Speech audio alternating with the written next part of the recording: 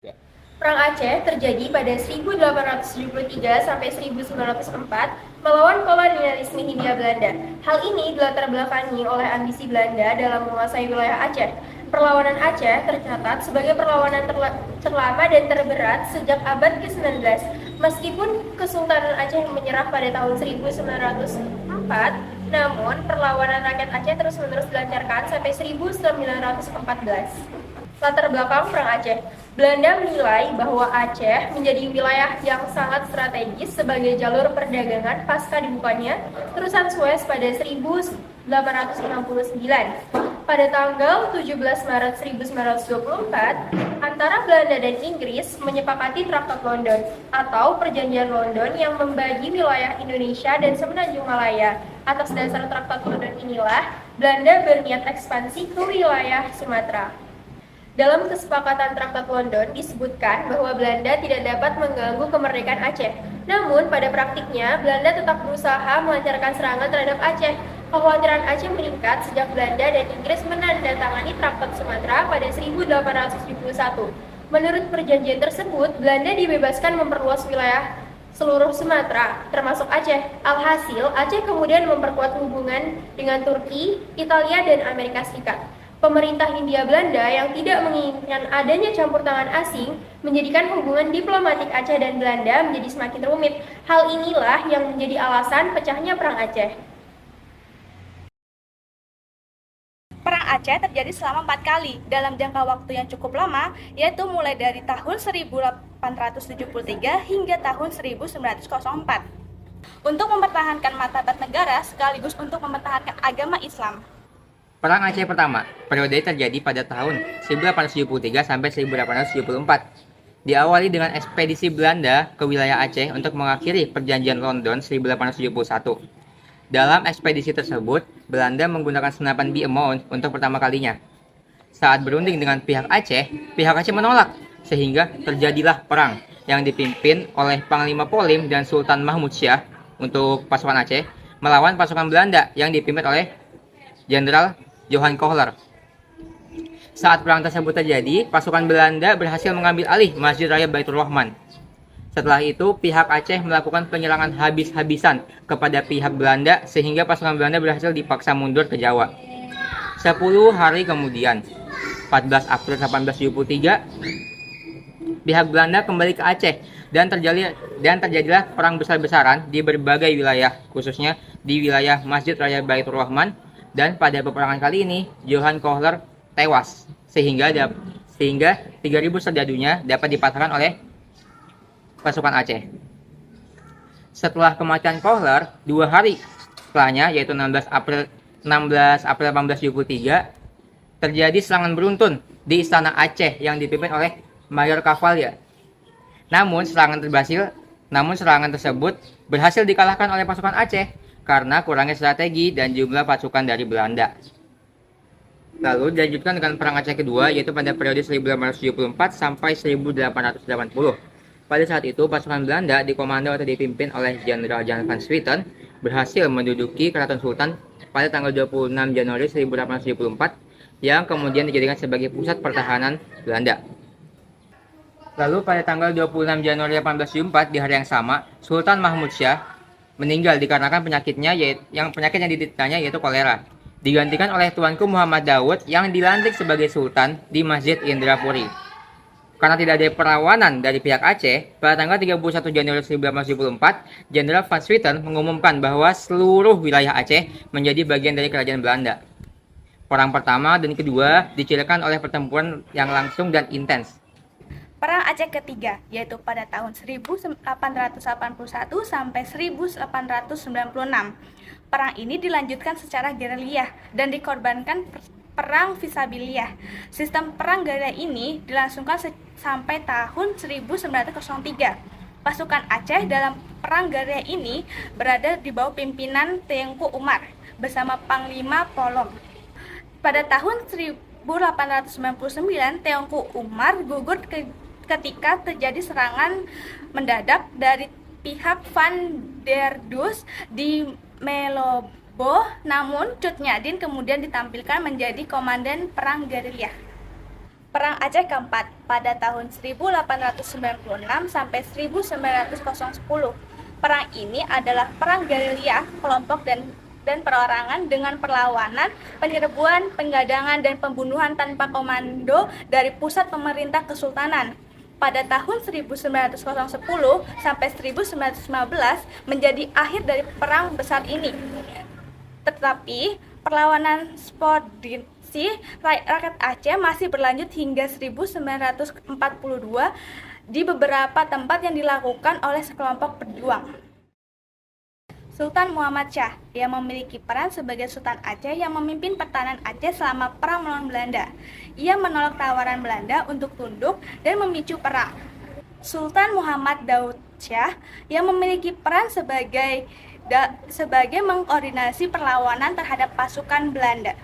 Panglima Polem yang memiliki peran sebagai panglima yang mengikuti memimpin pasukan Aceh melawan Belanda. Ia memiliki pengaruh besar dalam perlawanan tersebut. Teungku Cik di Tiro yang memiliki peran memimpin agama dan pemberontak yang berusaha untuk mempertahankan kemerdekaan dan identitas Aceh dari penjajah Belanda. Teungku Umar yang memiliki peran sebagai pemimpin pasukan Aceh dalam pertempuran dan gerilya yang melawan Belanda. Kematian Teungku Umar di medan perang menjadi pukulan besar bagi perlawanan Aceh. Cut Nyak yang memiliki peran sebagai istri Teungku Umar dan juga sebagai pejuang perempuan yang berperan penting dalam perlawanan Aceh. Setelah kematian suaminya, Cut Nyak mengambil alih sebagian komando perang gerilya. Ia terus memimpin perlawanan meskipun mengalami kesulitan. Cut Mutia yang memiliki peran sebagai komando perang yang memimpin pasukan Aceh dalam berbagai pertempuran, yang menggantikan Teungku Umar sebagai pemimpin perlawanan. Lalu tokoh Belanda yang terlibat di perang Aceh ini ada beberapa, diantaranya ada Johan Kohler. Johan Kohler berperan dalam memimpin Kenil atau pasukan tentara Hindia Belanda dalam perang Aceh pertama pada tahun 1873. Yang kedua ada Jan van Swieten, berperan dalam memimpin perang Aceh kedua pada 1874 setelah Kohler gugur. Yang ketiga Snoek Hoornbrugge, berperan dalam membantu Belanda memenangkan perang Aceh dengan strategi yang disarankannya. Hal ini didapat dengan cara mempelajari situasi agama dan politik masyarakat Aceh. Yang keempat ada Jan Jacob Karel de Moulin, berperan sebagai gubernur sipil dan militer di Aceh dan dependensi saat perang Aceh. Selain itu, ia juga memimpin serangan di Kroeng Raba. Yang kelima ada Van Dalen, berperan dalam memimpin dan melakukan pembantaian di Tanah Rencong atau Tanah Aceh saat melakukan ekspedisi militer. Selain itu, ia juga yang meneruskan kebijakan Moulin sebagai gubernur sipil dan militer, serta memimpin dalam penangkapan Sultan Aceh, yaitu Tuanku Muhammad Daud. Yang keenam ada Johannes Pel, berperan sebagai penguasa sipil dan militer di Aceh. Selain itu, dia juga berhasil mempertahankan wilayah Kutaraja dari pejuang Aceh.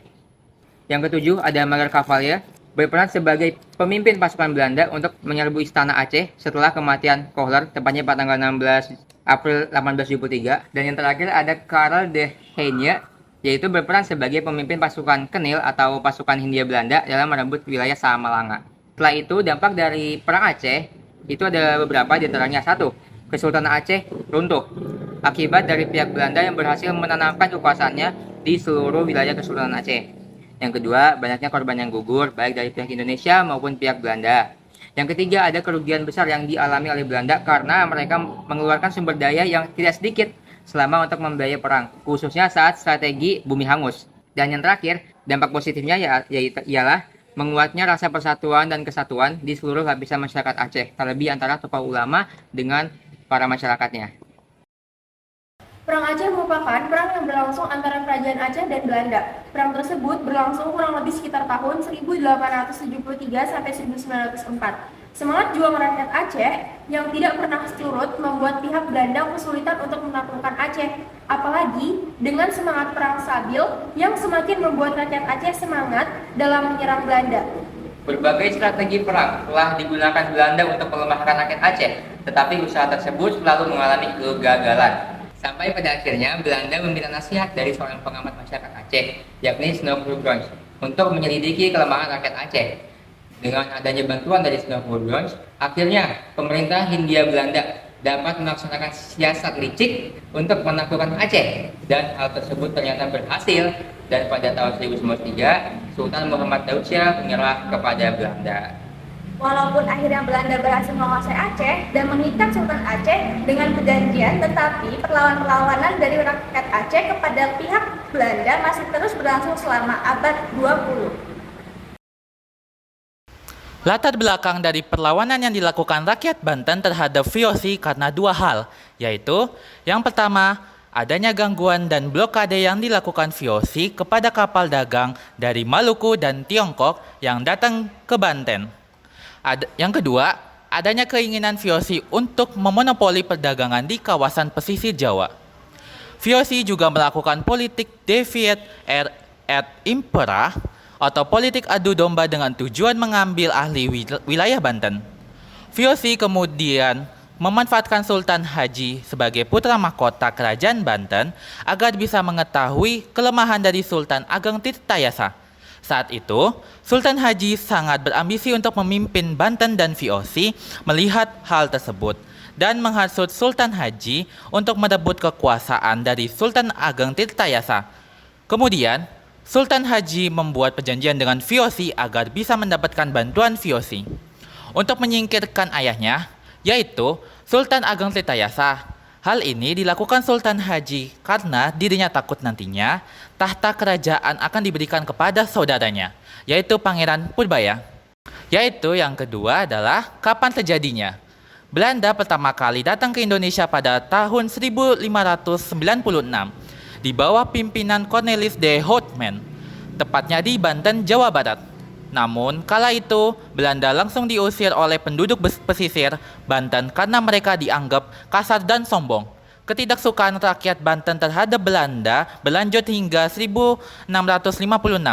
Kala itu, Banten dipimpin oleh Sultan Ageng Tirtayasa. Pada tahun 1656, rakyat Banten melakukan perlawanan terhadap Verenigde Oost-Indische Compagnie VOC atau Kongsi Dagang Hindia Belanda. Perjalanan perlawanan Banten terhadap VOC dimulai sejak awal kedatangan Belanda di Banten pada tahun 1596. Saat itu, Belanda dipimpin oleh Cornelis de Houtman yang bersikap kasar dan sombong terhadap penduduk pesisir Banten. Akibatnya, Belanda diusir oleh rakyat Banten dan harus meninggalkan daerah tersebut. Perlawanan Banten terhadap VOC semakin meningkat pada masa pemerintahan Sultan Ageng Tirtayasa. Beberapa bentuk perlawanan yang dilakukan oleh Sultan Ageng Tirtayasa dan rakyat Banten antara lain: 1. Merusak kebun tebu milik VOC di Batavia pada tahun 1656. Kebun tebu adalah sumber pendapatan utama VOC di Nusantara. Dengan merusak kebun tebu, Sultan Ageng Tirtayasa ingin melemahkan ekonomi VOC. 2. Membantu perlawanan Trunojoyo terhadap Mataram pada tahun 1674 sampai 1677. Trunojoyo adalah seorang pemberontak yang menentang kekuasaan Sultan Agung dari Mataram. Sultan Agung adalah sekutu VOC yang bersedia membayar upeti kepada VOC. Dengan membantu Trunojoyo, Sultan Ageng Tirtayasa ingin mengganggu hubungan antara Mataram dan VOC. Ketiga, melindungi pelarian dari Makassar pada tahun 1667 sampai 1669. Makassar adalah salah satu kerajaan yang juga melawan VOC. Makassar dipimpin oleh Sultan Hasanuddin yang dikenal sebagai ayam jantan dari timur. Pada tahun 1667, Makassar dikalahkan oleh VOC dan harus menandatangani perjanjian Bongaya yang sangat merugikan Makassar. Beberapa orang Makassar yang tidak mau tunduk pada VOC melarikan diri ke Banten dan mendapat perlindungan dari Sultan Ageng Tirtayasa. Perlawanan Banten terhadap VOC memiliki dampak yang signifikan bagi sejarah Indonesia, yaitu perlawanan Banten terhadap VOC menunjukkan semangat juang dan nasionalisme rakyat Banten yang tidak mau tunduk kepada penjajah asing. Perlawanan Banten terhadap VOC mengguncang kekuatan kestabilan VOC di Nusantara. Perlawanan ini membuat VOC harus mengeluarkan banyak biaya dan tenaga untuk menghadapi Banten. Perlawanan ini juga mengganggu monopoli perdagangan VOC di kawasan pesisir Jawa. Perlawanan ini menjadi salah satu faktor yang menyebabkan kemunduran dan kebangkrutan VOC pada abad ke-18. Perlawanan Banten terhadap VOC menyisakan warisan budaya yang sangat berharga bagi Indonesia. Perlawanan ini melahirkan tokoh-tokoh heroik yang patut dihormati dan diteladani, seperti Sultan Ageng Tirtayasa, Pangeran Purbaya, Ki Gedeng Tapa, Syekh Yusuf, dan lain-lain. Perlawanan ini juga meninggalkan jejak-jejak sejarah yang dapat dilihat hingga kini, seperti Istana Surosowan, Keraton Kaibon, Masjid Agung Banten, Benteng Spelwich, Makam Sultan Ageng Tirtayasa, dan lain-lainnya. Tujuan dari perlawanan rakyat Banten terhadap VOC yaitu bentuk dari perjuangan mempertahankan kemerdekaan yang dipimpin oleh Sultan Ageng Trisatya dari cengkraman VOC. Tokoh-tokoh yang terlibat dalam perlawanan Banten yang pertama adalah tokoh dari Belanda Cornelis de Houtman. Cornelis de Houtman sendiri berperan dalam menemukan jalur ekspedisi untuk berlabuh di Banten. Sedangkan Cornelis de Houtman sendiri dibantu oleh Frederik de Houtman yang meski tidak dicantumkan oleh sejarah, faktanya Frederik de Houtman sendiri membantu sang kakak yaitu Cornelis de Houtman dalam menemukan jalur Banten. Sultan Ageng Trisatya yaitu Kesultanan Banten pada periode 1651 sampai 1683, ia memimpin banyak perlawanan terhadap Belanda yang masa itu VOC menerapkan perjanjian monopoli perdagangan yang merugikan Kesultanan Banten. Sultan Ageng Trisatya ini menolak perjanjian ini dan menjadikan Banten sebagai pelabuhan terbuka. Saat itu, Sultan Ageng Trisatya ingin mewujudkan Banten sebagai kerajaan Islam besar. Sedangkan Pangeran Purbaya, yaitu putra dari Sultan Ageng Trisatya, ia mendukung perjuangan sang ayah dalam perang melawan VOC tahun 1656. Pangeran Purbaya juga diangkat menjadi putra mahkota baru karena Sultan Aji yang sebelum itu memihak VOC. Yang terakhir ada Sultan Hasanuddin. Sultan Hasanuddin sendiri adalah pemimpin dari Makassar yang membantu juga juang dalam perlawanan Banten saat bersamaan dengan kepimpinan Sultan Ageng Trisatya. Kesimpulannya adalah Banten merupakan salah satu pelabuhan terbesar di Nusantara dengan letak yang strategis di ujung barat Pulau Jawa dekat dengan Selat Sunda yang merupakan titik pertemuan jalur perdagangan Asia. Bahkan dunia setelah jatuhnya Malaka ke tangan Portugis pada tahun 1511. Hal tersebut membuat Banten selalu ramai oleh lalu lintas perdagangan. Di samping itu, Banten memiliki potensi alam yang cukup menguntungkan, di mana Banten merupakan rentang waktu antara 1651 sampai dengan 1682. Banten mampu memenuhi kebutuhan pangan rakyatnya dengan swasembada beras di bawah kekuasaan Sultan Agung Tirtayasa. Dengan kondisi alam dan letak geografis inilah yang membuat VOC di bawah pimpinan Gubernur Jenderal Juan Maetsuyker atau pada tahun 1653 sampai 1678 berkeinginan untuk menguasai Banten, menjadikannya sebagai pusat pertemuan sekaligus memonopoli perdagangan rempah-rempah khususnya lada. Untuk memenuhi kehendaknya, VOC mulai menggunakan siasat blokade ekonomi dengan tujuan agar Banten mau tunduk kepada VOC. Hal tersebut dilakukan dengan menyerang kapal-kapal asing yang hendak berdagang di Banten. Kondisi ini membuat Banten mengalami penurunan dalam hal kegiatan perekonomian. Menanggapi hal tersebut, Sultan Ageng Trisatya memerintahkan untuk melakukan perlawanan terhadap VOC.